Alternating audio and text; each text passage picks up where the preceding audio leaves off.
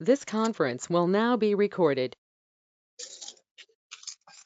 चरक संहिता सूत्रस्थान अध्याय 21 श्लोक क्रमांक 36 निद्रायत्तं सुखम दुःखम पुष्टिः कार्शम बलाबलम वृषता क्लिबता ज्ञानम अज्ञानम जीवितम न च अकाले अतिप्रसंगात च न च निद्रा निषेविता सुखायुषी पराकुर्यात्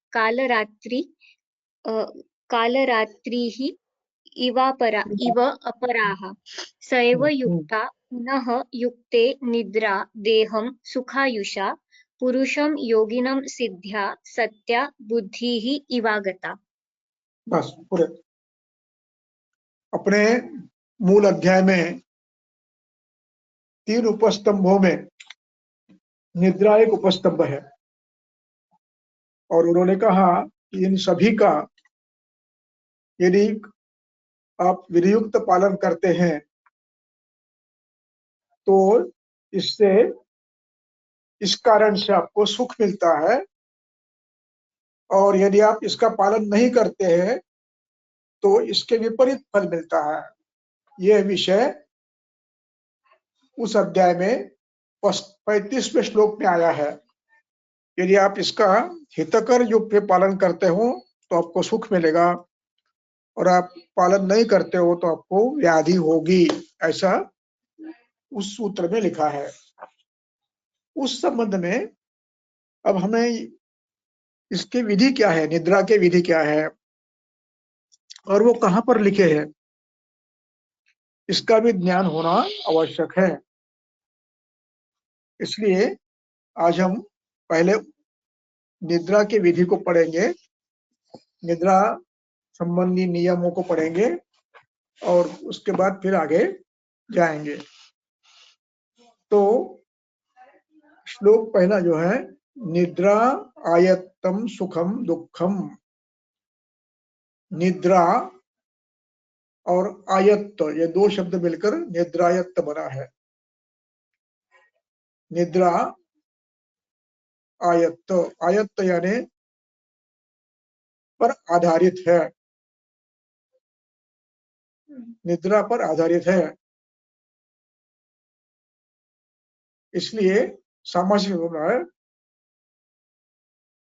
निद्रायत्त। निद्रायत्त में क्या है, सुख है।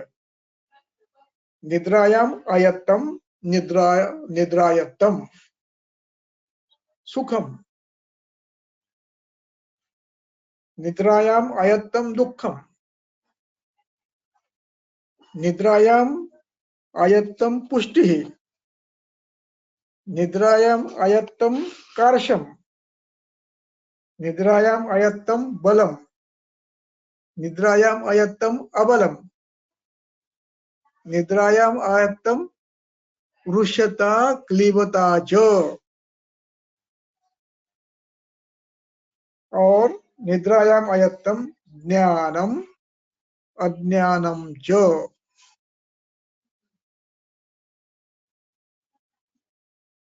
और जीवितम,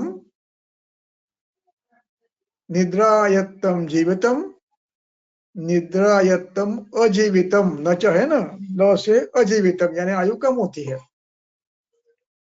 इतना निद्रा के आधार पर है।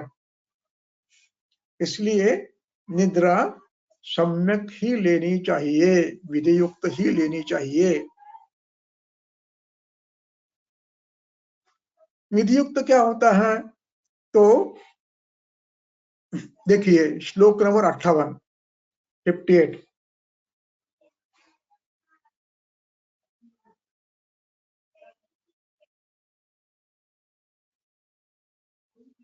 तमोभवा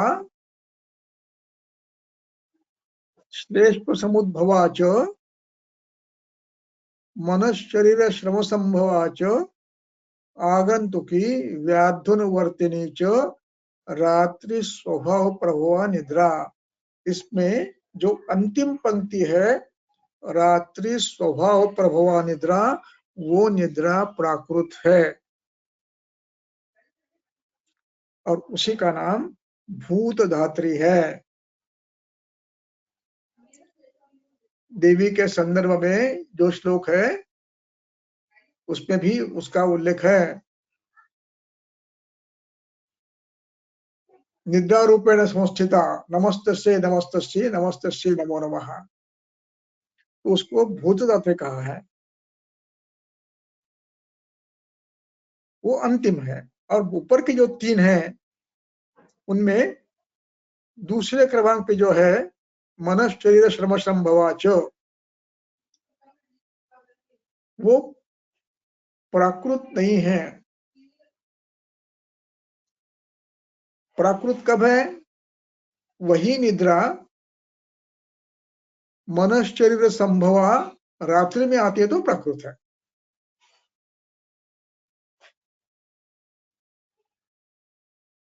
और वो दिन में आती है तो इसका अभिप्राय यह है कि श्रम का मन शरीर का मन और शरीर के श्रम का अतियोग हो रहा है। और पहली पंक्ति में जो है तमो भवा, पहला शब्द है तमो भवा, तो ये तमो भवा जो है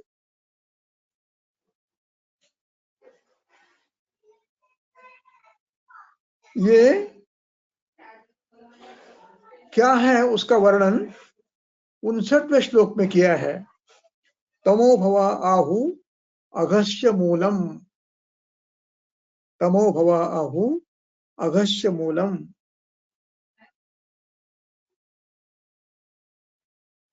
अघस्य मूलम की टीका चक्रपाणि ने किए हैं। अघस्य इति पापस्य मूलम इति कारण, इति पाप शब्द का अर्थ यहाँ पर रोग है। अघस्य इति पापस्य, रोग, पापमा ये रोग का नाम है। तो अघस्य मूलम तमो गृहीता निद्रा ही सदा निद्रात्मकत्वात् न अनुष्ठेयम, तो उससे परिणाम क्या होता है? सद्वृत्त का पालन ठीक नहीं होता। ततश्च अधर्म भवति, सद्वृत्त का पालन न करने से अधर्म होता है। और निद्रा में आदमी निद्राधीन हुआ तो सद्वृत्त का पालन भी नहीं करता, इसलिए ये तमोभाव कही गई है।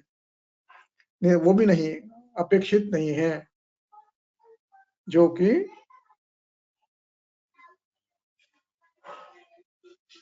सदा निद्रात्व आता है। इसके कारण भिन्न भिन्न हो सकते हैं, जिनमें निद्रा आने के कारण वो बातें बताऊंगा मैं। और वो भी अब तमोभाव के बाद एक और है श्लेष्म समुद्भवा, जो एक कफज निद्रा भी व्याधिकर है। श्लेष्म समुद्भवा, ये सब छोड़कर, और तीसरे पंक्ति में है आगंतुकी, तीसरी है ये आगंतुकी, ये किसी व्याधि के कारण या किसी बाह्य कारणों से कोई औषध लिया है, कोई गोली खाई है, कुछ ऐसे उससे नहीं, आगंतुकी। और चौथी है व्याधि अनुवर्तिनी, व्याधि का परिणाम रूप में, तो ये वर्ज्य है। और रात्रि स्वभाव प्रभाव वो निद्रा जो है वो नित्य सेवनीय है।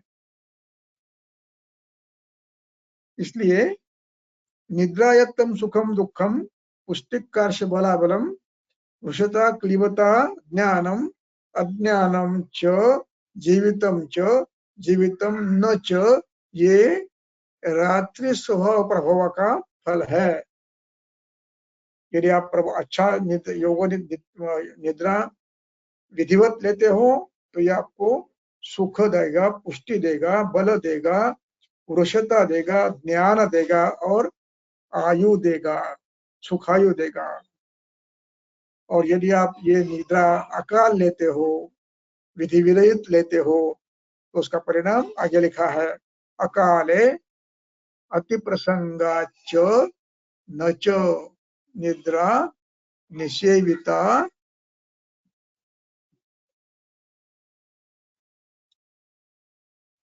अब इसमें एक एक का शब्द लेके अकाले, अकाल जो भोजन के बाद सो रहे, दिन में सो रहे हो, दिन में सो रहे हो, ब्रह्म मुहूर्त में उठना छोड़ दिया और 9 बजे तक सो रहे हो, ये अकाल निद्रा है। अति प्रसंगाच, निद्रा बहुत आराम से, कुछ काम नहीं है, चलो सो लेंगे, ये भी व्याधिकर है। अकाल, अति प्रसंगाच, और नच निद्रा निषेविता, निद्रा सोना ही नहीं, रात्रि में जागरण, दिन में जागरण, जब देखो तब जागरण। एक ऐसा कब होता है? पढ़ाई के समय, और ऐसा होता है अन्य कुछ कारणों से भी, मनस्ताप हो, व्याधि हो, क्लेश हो, तो भी निद्रा नहीं आती। कुछ लोग 48 घंटे, 45 घंटे, 60 घंटे साइकिल चलाते हैं, सोते नहीं है, ये व्याधिकर है। अब ये अकाल सोना, ये मिथ्या योग है। निद्रा बिल्कुल नहीं लेना या कम से कम लेना, ये अयोग है। और अति प्रसंग करना, ये अति योग है। अब इसका परिणाम क्या होता है?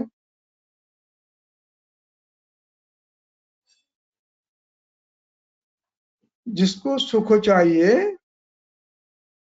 उसने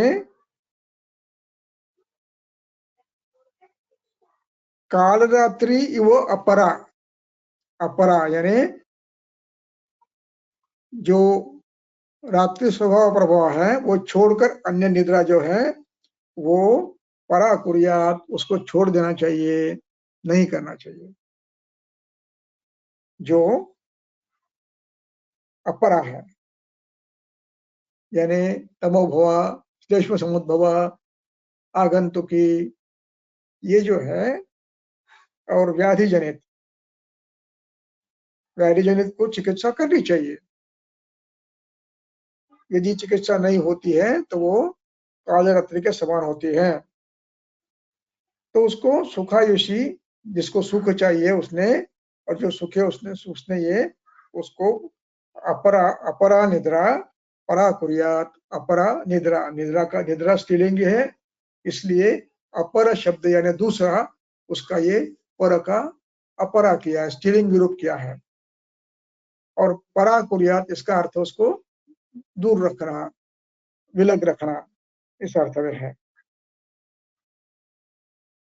और अगली पंक्ति में कहते हैं स एव युक्ता पुनर्युंक्ते, यानी रात्र स्वभाव से आने वाली निद्रा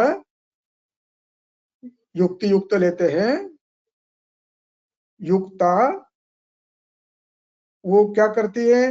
निद्रा देहम सुखायुषा युंक्ते, युंक्ते ये क्रियापद है, आत्मनेपदी है। ये निद्रा सुखायुषा युंक्ते,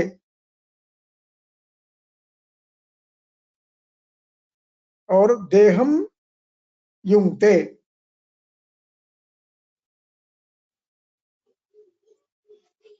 इस प्रकार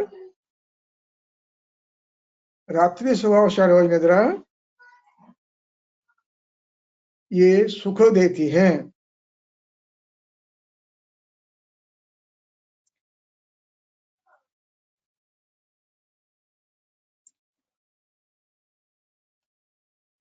इसके बाद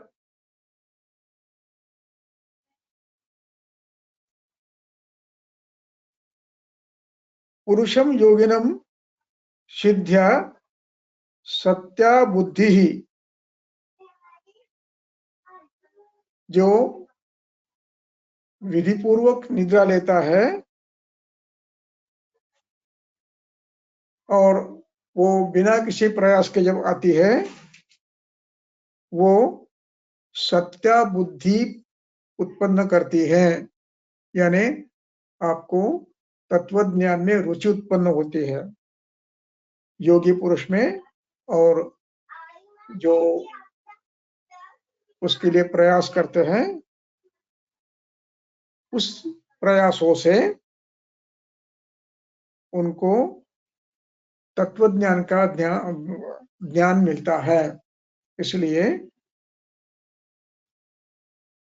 निद्रा रात्रि स्वभाव जो है वही लेनी चाहिए। अब इसके लिए कुछ अपवाद बताते हैं,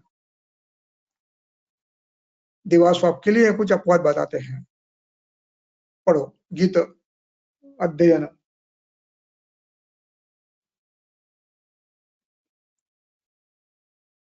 गीत अध्ययनम् अद्य स्त्री कर्म भार अध्वकर्षिताः अजीर्णिनाः क्षताः क्षीणा वृद्धा बालाः तथा अबलाः तृष्णा अतिसार शूलार्ताः श्वासिनो हिक्किनाः कृशाः पतित अभिहत उन्मत्ताः क्लान्ताः यानप्रजागरैः क्रोध शोक भयक्लान्ता दिवास्वप्न उचिताः च ये सर्व एते दिवास्वप्नं सेवेरन् सार्वकालिकं धातुसाम्यं तथा हि येषां बलं च अपि उपजायते।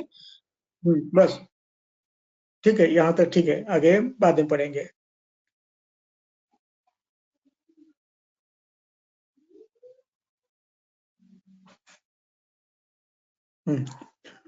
अब ये जो पहला वाक्य है, पहली पंक्ति जो है, इसमें कर्षिता ये नाम है, विशेषण है। कर्षिता जिनका कर्षण हुआ है, कर्षित ये भूतकालवाचक धातु साधित विशेषण है कर्षित, और उसका ये बहुवचन हुआ है कर्षिताः। अब कर्षिता किससे? गीत से, गाने से, बहुत गाया, जोर जोर से गाया और बहुत देर तक गाया। अध्ययन, बहुत अध्ययन किया, रात्रि जागरण करके भी किया है। मद्यपी है, कर्म भार से कर्षित है। कर्म यानी कष्ट करने वाले से, खेती के कर्म वगैरह ऐसे कर्म, या जिनमें बहुत कष्ट होते हैं ऐसे अन्य कर्म। अध्वगमन, बहुत चल के आए हैं। अध्वकर्षिता भारकर्षिता, भार वहन का कार्य किया है और उससे कर्षण हो गया है। इन व्यक्ति के लिए ये वाक्य है, और इसके लिए इन कारणों से कर्षिता। एक है तो कर्षिता, और बहुत होने के कारण अनेक लोग होंगे तो कर्षिता। अजीर्णिना, ये भी षष्ठी है, नहीं प्रथमा द्विवचन है, प्रथमा बहुवचन अजीर्णिना। क्षता, क्षत ये कबूधावी है, उसका प्रथमा बहुवचन किया। क्षता क्षीणा, जो राजस्व से क्षीण हुए हैं। वृद्धा, ये भी कबूधावी है, क्षीण भी कबूधावी है, विशेषण है धातु साधित। बाला, जिनका वय बाल वय है। तथा अबला, जिनका शारीरिक बल कम है। अबला शब्द यहाँ स्त्रीवाचक नहीं है, अबल है, पुरुष हो या स्त्री हो जो दुर्बल हो चुके हैं, ऐसे व्यक्ति। तृष्णा आर्ता, आर्ता ये कबूधावी है, उसका बहुवचन किया है, आर्त शब्द है, आर्त का आर्ता। तृष्णा आर्ता, अतिसार आर्ता, शूलार्ता, ये तीनों आर्त है। उसके साथ फिर श्वासिनो हिक्किनः च, जो श्वास से पीड़ित है। श्वास व्यक्ति को दिन भर बैठ के रहना पड़ता है, और फिर कुछ थोड़ा सा आराम मिलने के बाद फिर नींद आती है। तो इनको यदि रात्रि में वेग नहीं आता है और औषधों का परिणाम होकर रात में नींद आ रही है, तो वो सो सकते हैं। हिक्किनः, हिक्का वाले को आप औषधि देकर भी सुला सकते हो यदि बलवान हिक्का है तो। कृशाः, जो श्लेष्म मांस मेद क्षीण है, ऐसे व्यक्ति को भी, कृश व्यक्ति को सोना है। पतित, जो गिर गए हैं, अभिहत, जिनको मार लगा है, जो उन्मत्त है यानी मदोन्मत्त है, मद सेवन किया है, मद्यपान किया है, अफू खाई है, गांजा खाया है, मदोन्मत्त है। क्लांत हो गए, थक गए हैं, और यान से प्रवास करने से भी थक गए हैं, और कुछ कारणवश जागर हुआ है, ऐसे व्यक्ति भी उनमें आते हैं। इसके अलावा क्रोध शोक भय क्लांता, क्रोध से जो क्लांत है, शोक से क्लांत है, भय से क्लांत है, वे भी इनमें आते हैं। अब अगला शब्द है वो थोड़ा समझना है। दिवा स्वप्नोचिताश्च ये, दिवा स्वप्नोचिताश्च ये, इसका अर्थ दो पद्धति से होता है। एक,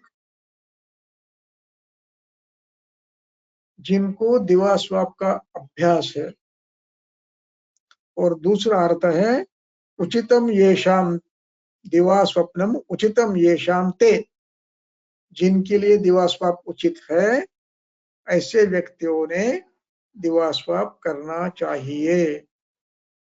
इसमें दूसरा अर्थ ज्यादा उचित है।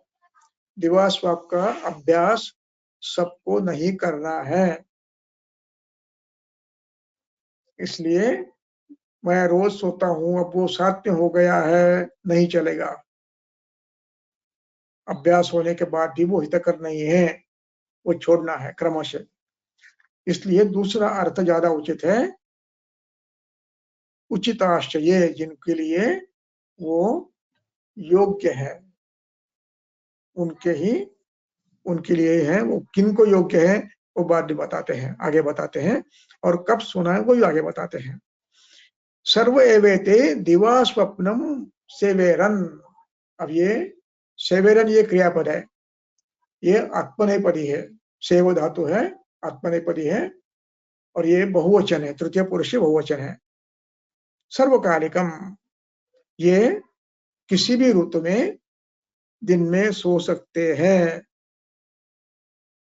सर्व एव एते, एते यानी ये लोग, सहातौ ते यश चलता वैसे ऐसा एतो एते, एते बहुवचन है, दिवा स्वप्नम द्वितीय है, सेवेरन क्रियापद है, सर्वकालिकम सेवेरम, सार्वकालिकम यानी ऋतु ऋतु में कोई परिवर्तन की उनके लिए आवश्यकता नहीं है, सभी ऋतु में सो सकते हैं। सर्वस्मिन् काले स्वप्यते तत् सर्वकालिकम, सर्वस्मिन् काले यत् उचितम तत् सर्वकालिकम, ये सामासिक शब्द बना है।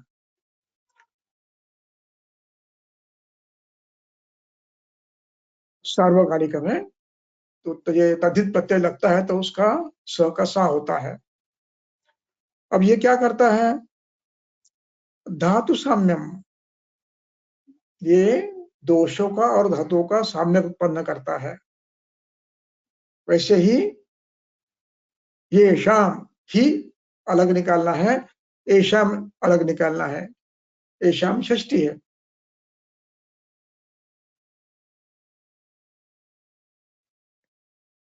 ये सर्वनाम है, षष्ठी है इनका। उपजायते ये क्रियापद है, उपजायते, चापी उपजायते, च अलग निकालना है, अपी अलग निकालना है, और उपजायते रखना है। धातु साम्यम, ये एशाम उपजायते, ये वाक्य हो गया। दूसरा वाक्य, एशाम बलम उपजायते, इस प्रकार ये लोग सार्वकालिक सेवन के लिए उचित है, उनके धातु साम्य होता है, बल उपचित होता है। अब देखिए इस वाक्य से थोड़ा सा अर्थ निकालिए। जिनमें धातु क्षय है, जिनका बल क्षय हुआ है, उनके लिए है दिवास्वाप, धातु वृद्धि वालों के लिए नहीं है। यह धातु साम्य कर्षित, कृश, क्षीण इनके लिए है, श्रांत क्लांत इनके लिए है। यानी धातु साम्य का अर्थ यहाँ पर संदर्भ से क्षीण ऐसा ही लेना है। जिनको वृद्धि हुई है धातु, उनको नहीं सोना है। नहीं तो धातु साम्य का अर्थ लेकर हम धातु वृद्धि में भी साम्य करने के लिए सोने का प्रयास कर सकते हैं, गलती से अपेक्षित नहीं है। अपतर्पणजन्य व्याधियों में यह अपेक्षित है। उसका परिणाम क्या होता है? श्लेष्मा पुष्णाति अंगानी, इनमें फिर सोने से श्लेष्मा बढ़ता है और वो अंगों को बल देता है और स्थैर्य भी देता है और आयु को भी बढ़ाता है। ये हुआ सर्वकालिकम सेवेरन वाले के फल। अब इसके बाद का श्लोक है, वो थोड़ा ध्यान से सुनना है। ग्रीष्मे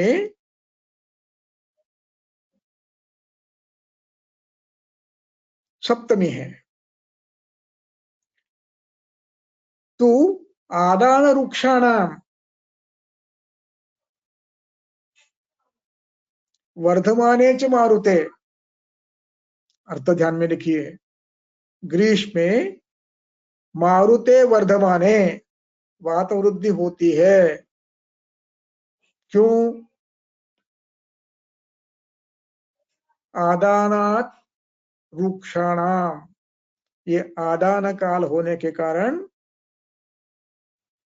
यहाँ आदान कर्म होता है, लंघन कर्म होता है।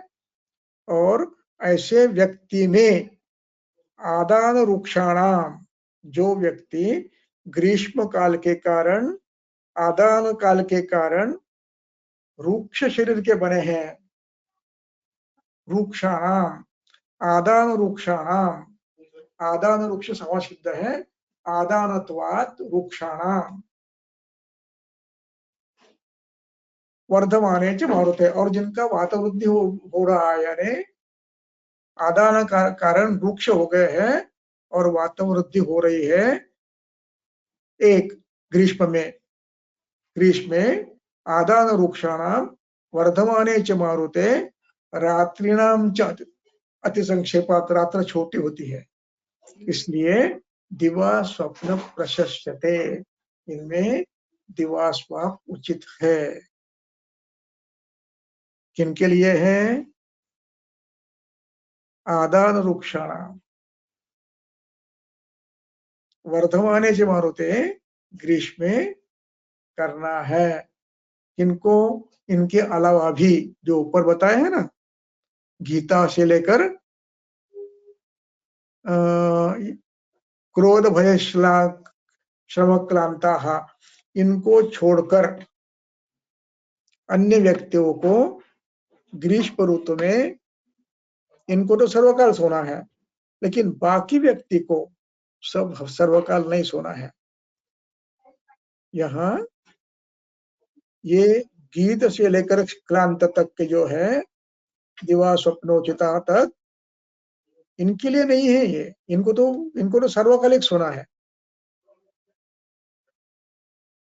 अन्य लोगों को, उनमें से भी अन्य लोगों को भी आदान काल के कारण जो रुक्ष हुए हैं, आदान ग्लान हो गए हैं, जिनमें वायु वृक्षादि लघुआदि गुण से बढ़ रहा है, उनको ग्रीष्म में दिवा स्वप्न प्रशस्त है। रात्रि भी छोटी होती है, इसलिए दिवा स्वप्न अपेक्षित है। अब यहाँ पर इन दो पंक्तियों का अर्थ ये नहीं है कि हर व्यक्ति को ग्रीष्म में दिन में सोना चाहिए। उसके लिए नियम दिया है, आदान रुक्षाणाम और वर्धमाने च मारुते, उन्हीं को सोना है। यानी वार्धक्य आया है, ग्रीष्म ऋतु है, आप दिन में सो सकते हो।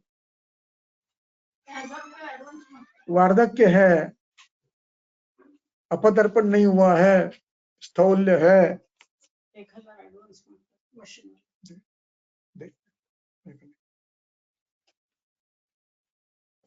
तो उपचित है, उनको नहीं सोना है।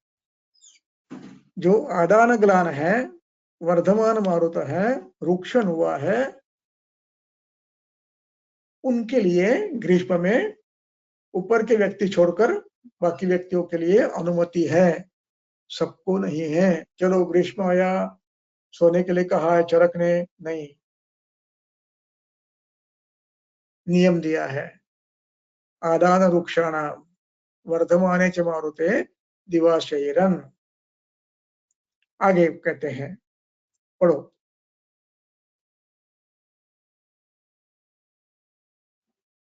ग्रीष्मवर्जेषु कालेषु दिवास्वप्नात् प्रकुप्यताः श्लेष्मपित्ते स्वप्नाः तस्मात् तेषु न शस्यते। मेदस्विनाः। बस इतना ही काफी, एक एक लेंगे। ग्रीष्म वर्जेषु कालेषु, सामान्य व्यक्ति ने, जिनका धातु साम्य है, ऐसे व्यक्ति ने ग्रीष्म ऋतु छोड़कर अन्य काल में दिवा स्वप करने से श्लेष्म पित्त बढ़ता है। श्लेष्म पित्ते, ये द्विवचन है, वनम वने के प्रमाण के समान, दोनों बढ़ते हैं। श्लेष्मा द्रवगुण से बढ़ता है, पित्त विदाह और द्रवगुण से बढ़ता है। दिवा स्वप्न न शस्यते तेषु, दिवा स्वप्न का विसर्ग है, उसका स बना है, और तेषु दिवा स्वप्न न प्रशस्यते। क्यों? तस्मात्, तस्मात् यानी इसलिए, किसलिए? इनमें श्लेष्म पित्त का प्रकोप होता है, इसलिए नहीं सोना चाहिए। अब इसके बाद की पंक्ति है, वो सबसे महत्वपूर्ण है, पढ़ो। मेदस्विनाः स्नेहनित्याः श्लेष्मलाः श्लेष्मरोगिणाः दूषिविषार्ताः च दिवा न शयिरन् कदाचन। हलीमकाः शिरः। बस, मेदस्विनः, मेदुरा मांसला भूरिश्लेष्माणाः स्नेह नित्या, नित्य मांसाशन करते हैं और उचित भरपूर मात्रा में स्नेहन करते हैं, दूध पीते हैं, स्नेह खाते हैं, बादाम खाते हैं, पिस्ता खाते हैं, मूंगफली खाते हैं, काजू खाते हैं, नहीं। स्नेह नित्याः श्लेष्मलाः, श्लेष्मला शब्द ये तद्धित प्रत्यय है। श्लेष्मस्य आधिक्यम श्लेष्मलाः, श्लेष्मणाम आधिक्यम श्लेष्मलाः। तो इनको और श्लेष्म रोगी को, इनको दिन में नहीं सोना है, कभी भी नहीं सोना है। अगला शब्द है कदाचन, कदाचन का अर्थ है कदापि नहीं, कदाच न, कदा कभी भी, च न, दीवान इनको दिन में नहीं सोना है। अब यदि सोते हैं तो उनमें होने वाली व्याधि की बड़ी सूची दी है। हलीमक, शिरशूलम, स्थैमित्यम, गुरुगात्रता, अंगमर्दो, अग्निनाशश्च, प्रलेपो, हृदयस्य च, शोफ, अरोचक, हृल्लास, पीनस, अर्धावभेदकाः, कोठ, अरुंशिका, पीडिका, कंडु, तंद्रा, कास, गलामयाः, स्मृति, बुद्धि, प्रमोहः। स्मृति कम होती है, बुद्धि कम होती है और आकलन बिगड़ता है, और साथ में श्रोतसाम संरोधः, श्रोतोरोध उत्पन्न होता है और रस प्रदोष व्याधि होकर ज्वर भी होता है। इंद्रिय भी धीरे धीरे अपना काम करना कम कर देते हैं, इसलिए दिन में इन व्यक्तियों ने कभी भी नहीं सोना है। कदाचन, जिनको सोना है उनको ऊपर बताया है, जिनको नहीं सोना उनको साफ साफ बता दिया है। तस्मात् हिताहितम बुधवा स्वप्यात्, अंतिम पंक्ति है, दिवा स्वप्न अहित, अहित कारक जिनको है उन्होंने दिवा स्वाप यदि करते हैं तो उनको इतने इतने रोग होते हैं। भवेत शब्द है होता है, नुणाम षष्ठी है, भवेत का तो उसका डबल न बना है। दिवा स्वप्नस्य निषेवणात्, दिवा स्वाप सेवन करने से, अहितस्य यानी जिनको हितकर नहीं है, ऐसे लोगों ने दिवा स्वाप करने से इतने इतने रोग होते हैं। तस्मात् हित अहितम, हितम च अहितम च हिताहितम सामासिक शब्द है। तस्मात्, तस्मात् का तो आधा है, हलंत है, उसका ध बन गया है। तस्मात् धितात, तो ह और द तो मिलकर धी बन गया है, वो संधि का नियम है। बुधवा जानकर, बुधवा ये त्वांत अव्यय है, बुधवा स्वप्यात विद्यर्थ है। सुखम बुधः, सुखम इति सुखकारकम, बुधः बुद्धिमान व्यक्ति ने क्या हितकर है, क्या हित का भी सोना हितकर है, ये सब जानकर सोना चाहिए। अगला श्लोक पढ़ो 50।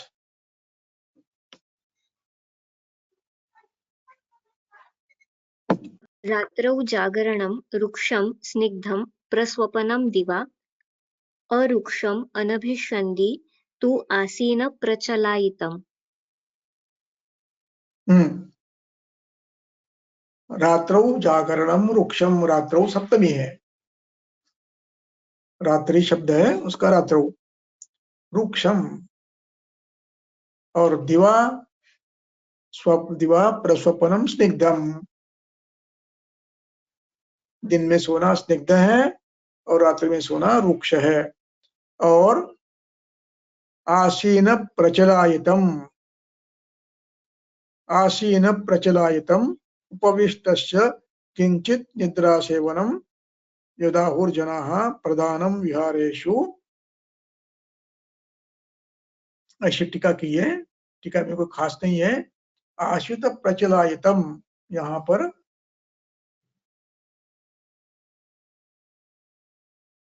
आसीन, आसीन बैठा हुआ, ये धातु साधित विशेषण है, बैठा हुआ, आसीन। और प्रचलायितम, प्रचलायितम का अर्थ है बैठे बैठे नींद लेते हो तो लुढ़क जाते हो, नींद खुल जाती है, फिर लुढ़क जाते हो, फिर नींद खुल जाती है। इस प्रकार की जो नहीं खुलती है तो उसको आपको फिर बार बार आपको नींद में से जगना है, थोड़ा घूमना है, चल के आना है, फिर बैठना है, फिर चलना है, फिर बैठना है, ऐसे प्रचलित करना है, जो कि इसके दुष्परिणाम टालता है। इसलिए आशीत प्रचलायित आसीनः प्रचलायितम, थोड़ा नींद लग गई, थोड़ा घूमे, फिर सोए, फिर सोए। इस प्रकार आप ये किंचित निद्रा सेवनम कुर्यात, इस प्रकार निद्रा करने की ये विधि है।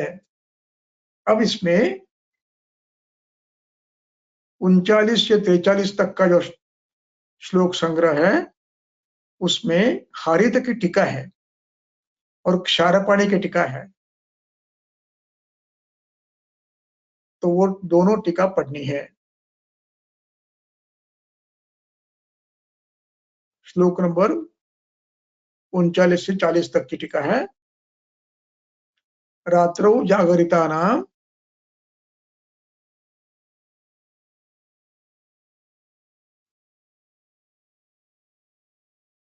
सर सिर्फ चक्रपाणी की टीका अवेलेबल है अभी मेरे पास। नहीं है? नहीं। हाँ ठीक है, मैं पढ़ता हूं। क्षारपाणी कहता है रात्रौ जागरितानां, जो लोग रात्रि में जागरित है, कुछ कारणवश जिनको करना पड़ा है, रोज नहीं करना है, कभी कभी होना है, तो तज्जनित वातक्षोभ शमनार्थम दिवा स्वप्नः, उनको दिन में सोने की अनुमति है। वो कैसे सोना है? दिवा रात्रौ जागरितानां यावत् कालम न सुप्तः तावद् रात्रौ स्वप्यात् यथोचितात्, यावत् कालम न सुप्तः स्यात् रात्रौ स्वप्यात् यथोचितात् ततो अर्धमात्रं तत्कालम दिवा स्वप्नो विधीयते। अर्थ इसका यह है, जितना घंटा आपको रात्रौ नहीं मिला, न सुप्तः रात्रौ,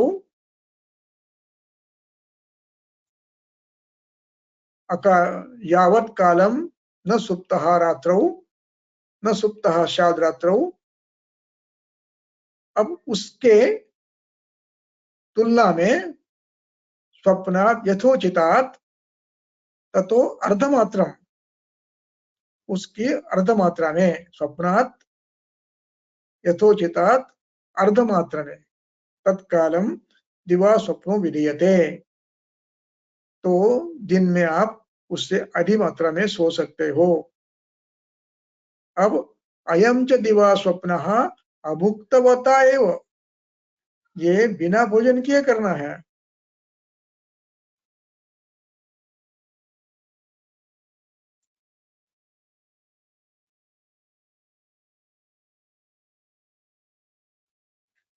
अब अजीर्णी न, अजीर्णी को दिवा स्वप्न करना है तो उसकी टिप्पणी चक्रपाणी करते हैं, अजीर्णी को क्यों सोना है। अजीर्णिनः तु अजीर्ण पाकार्थम दिवा निद्रा, उसको दोषों के पाक के लिए उसको दिवा निद्रा देनी है। निद्रा ही श्रोतोवर्धेन अग्निबलम कृत्वा शीघ्रम आहारम पचति, उससे वो खाना कुछ नहीं है, जब तक भूख नहीं लगती तब तक अच्छी, पूरा पाचन होने के बाद ही भोजन करना है। इसलिए इस समय सोने से उस शरीर, थोड़ा शरीर की गति कम होती है और अग्नि काम अच्छा करता है और उससे अन्न पाक होने के बाद शीघ्र आहार शीघ्र पचता है। इसलिए दिवास्वप उनको करना चाहिए।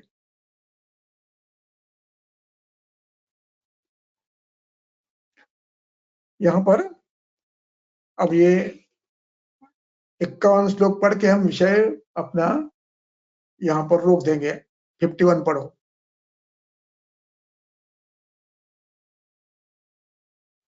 देहवृत्तौ यथा आहारः तथा स्वप्नाः सुखोमताः स्वप्न आहार समुत्थे च स्थौल्यकार्ष्ये विशेषताः। बस। अब देहवृत्तौ, देह की परिपोषण के लिए यथा आहारः सुखकारकः तथा स्वप्नः सुखकारकः मताः, जैसे आहार सुखकर है वैसे निद्रा भी सुखकर है, दोनों सुखकर है, लेकिन कैसे? विधि युक्त। अब स्वप्न आहार समुत्थे च, इस वाक्य को समझना है। स्वप्न आहार का समास बना है और समुत्थे का द्विवचन किया है, सप्तमी द्विवचन किया है, समुत्थे एक वचन किया है। स्वप्न आहार समुत्थे, ये द्वितीय एक द्विवचन है, द्वितीय द्विवचन है। स्वप्न आहार समुत्थे च स्थौल्ये कार्ष्ये, ये भी दो इकट्ठे करके इनका भी द्विवचन किया है, द्वितीय द्विवचन किया है। आहार स्वप्ने स्थौल्य कार्ष्ये च विशेषतः। अब आहार समुत्थे का अर्थ है आहार से उत्पन्न होने वाले है, स्वप्न और आहार से उत्पन्न होने वाले हैं। कौन कौन? स्थौल्य और कार्ष्य, ये दोनों आहार से उत्पन्न होते हैं। अब इसका अर्थ ऐसे लगाना है, इसको तंत्र युक्ति लगाना है। क्रम, क्रम कैसा है? विधान, तंत्र युक्ति। तो जिस क्रम से उन्होंने इधर लिखा है उस क्रम से यहां पढ़ो। स्वप्न से स्थौल्य, ये स्वप्न आहार समुत्थे स्थौल्य कार्ष्ये च, ये दोनों, सॉरी फिर से बताता हूं, स्वप्न आहार्य स्थौल्य कार्ष्य इनके ऊपर है। कैसे? विशेषतः स्वप्न ज्यादा लिया तो स्थौल्य बढ़ेगा, आहार ज्यादा लिया तो स्थौल्य बढ़ेगा। हितकर आहार किया, अहितकर आहार किया तो स्थौल्य बढ़ेगा और कार्ष्य बढ़ेगा। और हितकर स्वप्न और आहार करते हैं, ये आहार और स्वप्न ये कम करते हो तो कार्ष्य बढ़ेगा। यानी ज्यादा करते हो विधि पूर्वक, विधि विरहित, अयोग करते हो, अतियोग करते हो, मिथ्या योग करते हो, तो ये इसमें फर्क है। तो उसमें मिथ्या योग और अतियोग में आहार और स्वप्न के स्थौल्य बढ़ेगा और हीन योग से, अयोग से कार्य बढ़ेगा। विशेषता शब्द इसलिए है, ये इनमें भेद है। सम्यक किया तो सामान्य रहेगा, अतियोग किया, मिथ्या योग किया तो स्थौल्य बढ़ेगा, अयोग किया तो कार्य बढ़ेगा। इसलिए देहवृत्ति के लिए हितकर कौन सा है, क्या ये समझ कर ही आपको निद्रा लेनी है। ये निद्रा का विधि है, ये भी हमें पता होना चाहिए।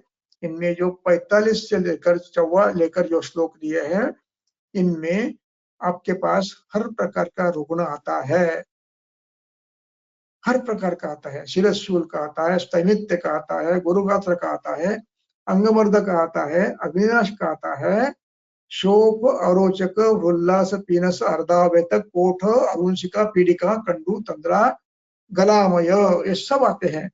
और कुछ स्मृति बुद्धि प्रमो वाले भी आते हैं। इन सबको आपको ये पूछना है, भैया दिन में कितना सोते हो, और वो बंद करना है। इसलिए आयतन में ये महत्व का है। चलो अपने मूल अध्याय पर चलो। ये 3 स्तंभ है, उनमें स्वप्न के विधि पालन करना हितकर है। ये संस्कारम अहित अनुपसेवमानस्य उपदेक्षते। विधि युक्त यदि आप करते हैं तो आपको एभिस्त्रिभि युक्त युक्त ही उपस्तब्ध ही शरीरम बल वर्ण उपचय उपचित अनुवर्तते यावत आयु हो। इसलिए निद्रा को अपनी अपनी पद्धति से ही लेना उचित है। अब अपना अगला विषय लेंगे संग्रहेण। कहाँ थे हम लोग? हाँ, यहाँ सूत्र हम क्रमांक 38 38 वर होतो सर। 38 हो गया था? हाँ, नहीं हुआ था? हाँ, नहीं हुआ नहीं था। हुआ था, हम्म नहीं हुआ नहीं, था। हाँ, तो हाँ, अब उसके पहले थोड़ा सा पिछले श्लोक में 37वें श्लोक में एक शब्द आया था अभिष्यन्दिनाम घ्राणम अतियोगः। घ्राण के अतियोग में अति तीक्ष्ण, अति उग्र, अभिष्यन्दिनाम गंधानाम अतिमात्रम घ्राणम अतियोगः। इसमें चक्रपाणि की टीका नहीं थी। हाँ, चक्रपाणि की टीका थी, उसमें उसने कहा था कि आसव वगैरह जो आसुत पदार्थ है उनके बार बार श्वास लेने से, उसका घ्राण स्पर्श होने से ये व्याधि होते हैं, ये बाधक उत्पन्न होते हैं। टीका में है वो, कहीं मुझे वो नहीं मिला था, लेकिन सुरक्षा ने बताया था। मैंने उसका ये करके नहीं रखा, लेखांकित करके नहीं रखा, लेकिन इस पे है वो, तो वो ध्यान रखना है।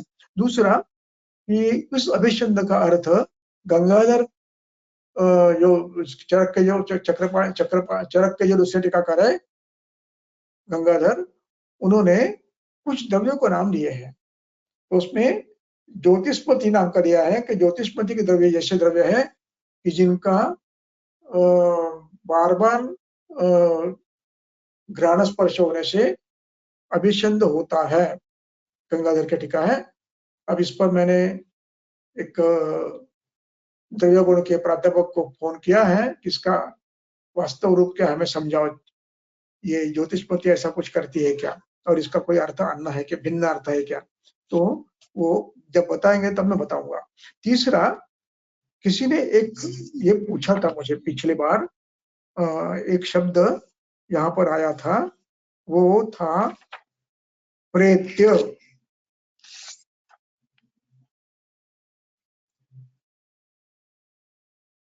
प्रेत्य शब्द आया था कहीं, तभी अब नहीं दिख रहा मुझे वो।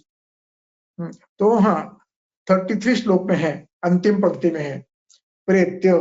तो उसने पूछा था ये प्रेत शब्द कैसा है, तो उसका स्पष्टीकरण दे रहा हूं मैं। वो इस प्रकार का है, ये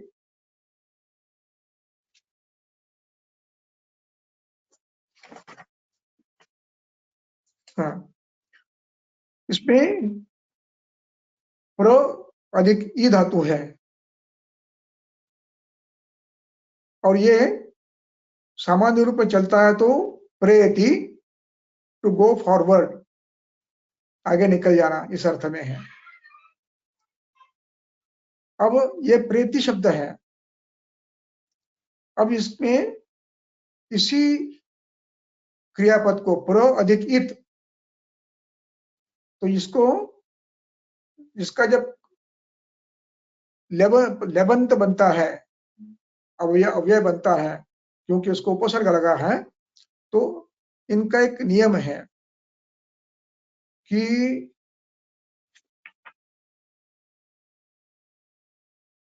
ह्रस्व स्वरांत धातु यदि है तो उसको य के जगह पे त्य लगता है।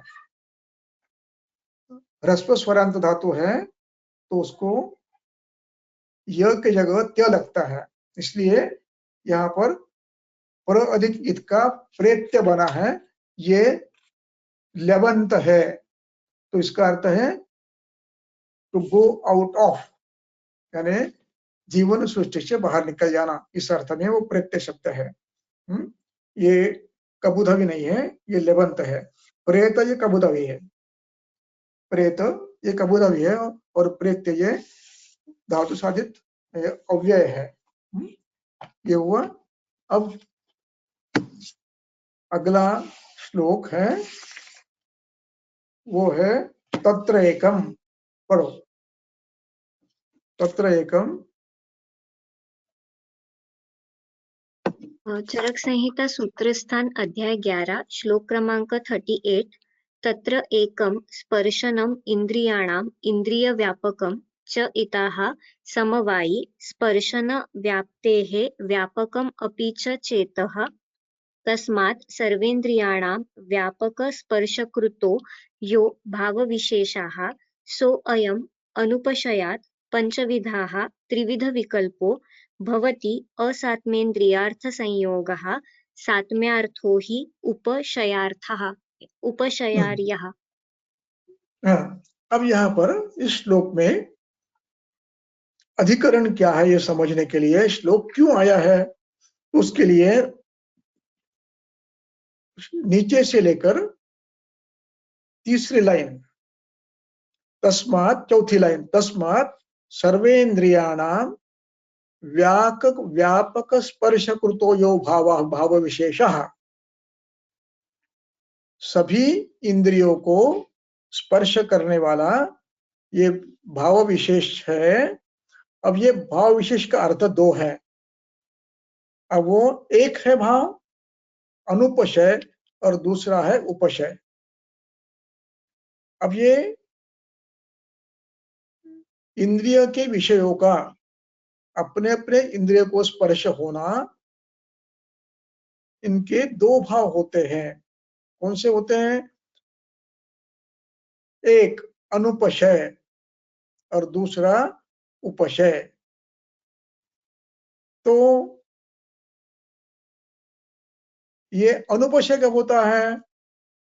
तो भवति पंचविध त्रिविध विकल्पो, पांच इंद्रियों का तीन विकल्प होते हैं जो असात्म्य है। वो है अयोग, अतियोग और मिथ्यायोग। ये तीन भाव विशेष है जो अनुपशय करते हैं, और जो बचते हैं वो सम्यक योग, वो सात्म्यार्थ उपशयार्थ है। इसलिए सभी इंद्रियों के साथ एक नियम है कि इनमें असात्मेन्द्रियार्थ संयोग यानी अयोग, अतियोग, मिथ्यायोग ये अनुपशय करते हैं और सम्यक योग उपशय करता है। ये बताने का यह अधिकरण है इस सूत्र का। अब हम सूत्र को धीरे से पढ़ेंगे। अधिकरण समझ में आया तो आगे जाएंगे। अब देखिए, तत्र एकम, एकम एक ही है। क्या है? इंद्रिय व्यापकम, पहली पंक्ति में, दूसरे शब्द में आखिरी शब्द है इंद्रिय व्यापकम। ये एक सभी इंद्रियों को व्याप्त करने वाला है।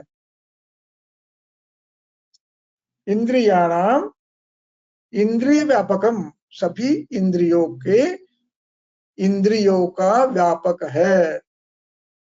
कौन? स्पर्शनम। स्पर्शनम का शब्द है, अर्थ है स्पर्शनम शब्द ये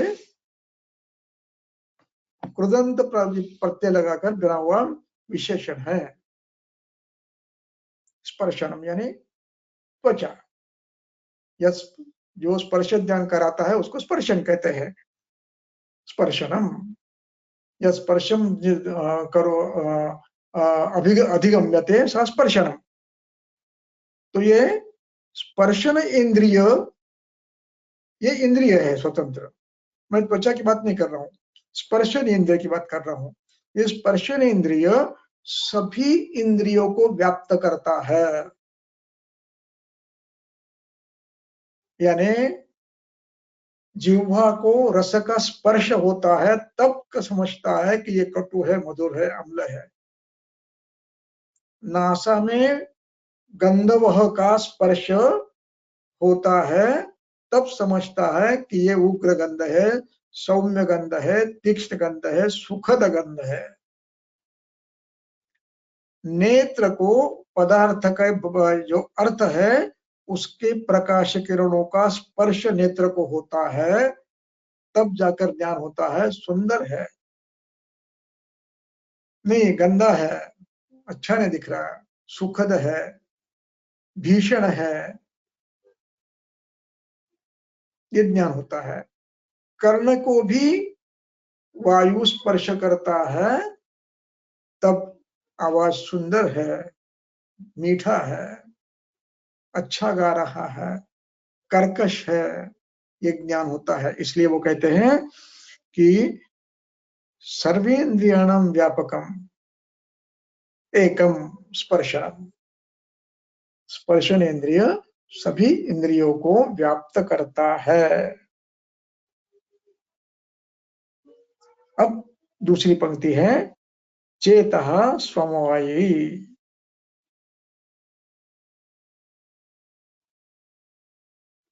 अब यहां पर चेतः ये प्रथमा है चेतस शब्द की, चेतस शब्द है उसकी प्रथमा। चेतः चेतः समवायी, जैसे इंद्रिय सर्वव्यापक, त्वचा सर्वव्यापक है, उसी प्रकार जब जब उस इंद्रिय का ज्ञान करना है तब चेत वहां पर समवायी होता है सभी इंद्रियों में।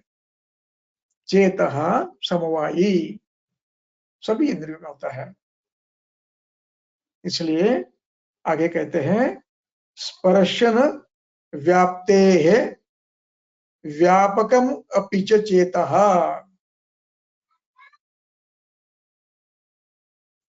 स्पर्शन की व्याप्ति जब तक है, जहां तक है, स्पर्शन व्याप्तेः, षष्ठी है व्याप्ते शब्द की, व्याप्ति शब्द की षष्ठी है व्याप्तेः। स्पर्शन व्याप्तेः, स्पर्शन इंद्रिय से व्याप्ति और उसका षष्ठी बना है। स्पर्शनेन्द्रिय की व्याप्ति जब जहां तक है वहां तक चेतः अपि व्यापकम, वहां तक उस समय में मन भी व्याप्त होता है समवायी रूप में।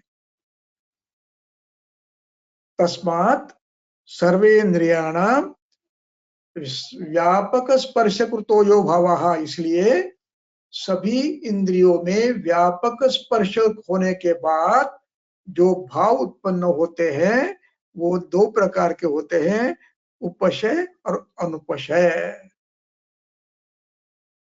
और ये अनुपशय उपशय पांच इंद्रियों के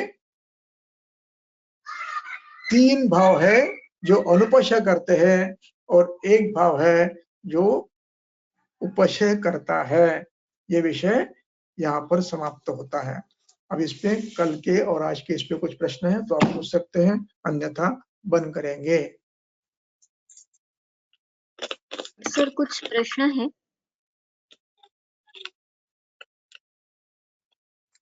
सर कुछ काय विचारलं? क्वेश्चंस थे।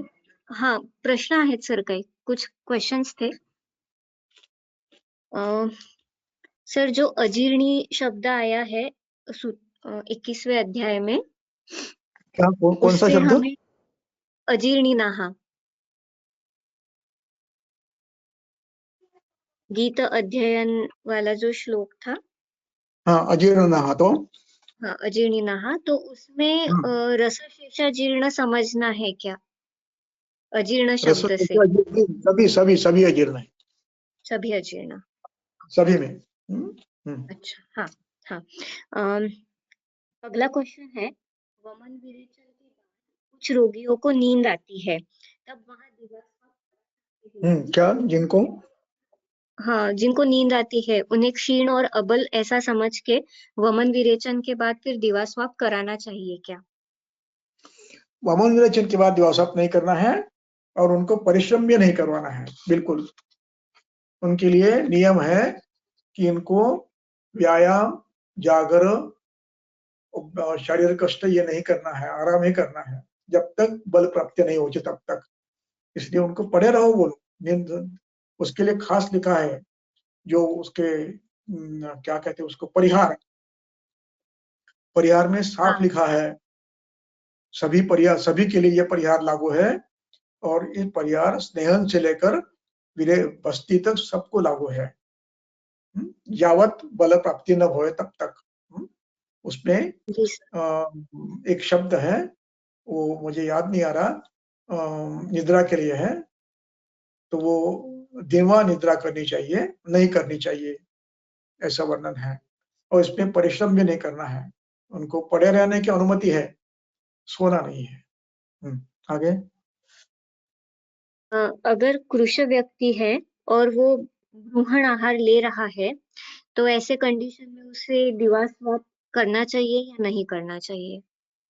ज्वर है और नहीं, कृश है, व्यक्ति कृश है और वो ब्रूहण आहार ले रहा है। खा नहीं रहा है, नहीं, ब्रूहण भोजन नहीं कर रहा है। आहार ले रहा है, ग्रहण एक करने मिनट, वाला आहार। हाँ हाँ मैं ईयरफोन लगाता हूँ तो ठीक हाँ सुनूंगा। एक मिनट। हाँ।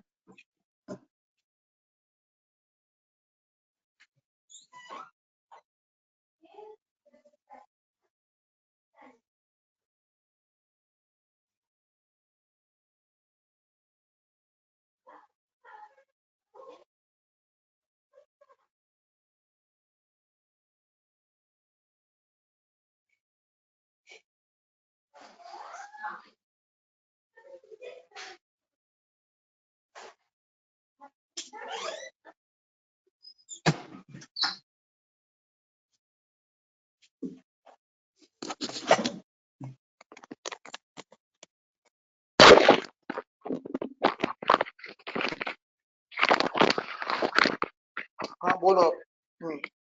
कृषि सर, और हाँ, व्यक्ति कृश है और वो आहार ले रहा है, ऐसे स्थिति में उस एक मिनट, हाँ, एक मिनट। हाँ बोलो। हाँ सर, व्यक्ति कृश है और वो ब्रूहण आहार ले रहा है, तो उसे दिवास्वाप करना चाहिए या नहीं करना चाहिए? हाँ, ये भृंगण आहार जो देना है वो अनावश्यक नहीं देना है, और मात्रा में देना है, एकदम ज्यादा नहीं देना है। तो उसमें सोने में आपत्ति नहीं है। यदि उसमें आप दही और दूध दोगे भैंस का, नहीं चलेगा। लघुत्तम लेकिन जीवनीय आहार देना, भ्रुष्ट किया हुआ, लघुत्तम दीपन द्रव्यों से सिद्ध किया हुआ, यदि वो आहार आप देते हैं भृंगण के लिए भी, तो दिन में सोने में आपत्ति नहीं है। यदि आप उसको गुरु आहार देते हो, नया चावल, भैंस का दूध, दही, इक्षुरस, तो फिर नहीं सोना है। सर, सर, ये श्लोक में सभी जिन्हें दिवास्वाप चलता है ऐसा आया है, जिन्होंने करना चाहिए ऐसा आया है, तो सार्वकालिकम, तो उनको अगर हमें दिवास्वाप देना है तो वो खाने से पहले देना है या खाने के बाद में सो सकते हैं? टिप्पणी में दिया है ना, ये खाने के पहले ही, भोजन के बाद नहीं करना है। जी सर। ग्रीष्म में सुबह उठना है, प्रातः विधि निपटाना है, स्नान संध्या भी करना है और सोना है, और फिर 12 बजे खाना खाना है। सर, ग्रीष्म व्यतिरिक्त भी अगर जिनको चलता है दिवास्वाप करना, ये जो, हाँ, तो फिर उन्हें हाँ, भी खाने से पहले? वो दिवास्वाप भी करना है, तो वो उसके लिए जो नियम है आपका कि ब्राह्मण मुहूर्ते उत्तिष्ठे, और वो ब्रह्म मुहूर्ते उठना है, प्रातः विधि करना है, स्नान संध्या करना है, पूजा करना है, और फिर सोना है।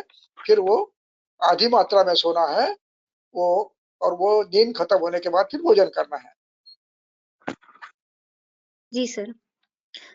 सर, एक प्रश्न है, जो डेली जिनका नाइट जॉब है, तो उन्हें कैसे सलाह देना चाहिए कि अर्धमात्रा उन्हें पर्याप्त होगी, मतलब जो दिवास्वाप की अर्धमात्रा उन्हें पर्याप्त होगी, ऐसे कैसे मैनेज करना है?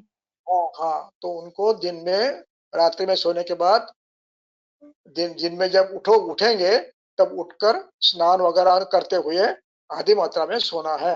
जितनी निद्रा कम पड़ी है उससे आधी मात्रा में दिन में सोना है। भोजन करके नहीं सोना है, जी सर, भोजन से पहले। भोजन से पहले। जी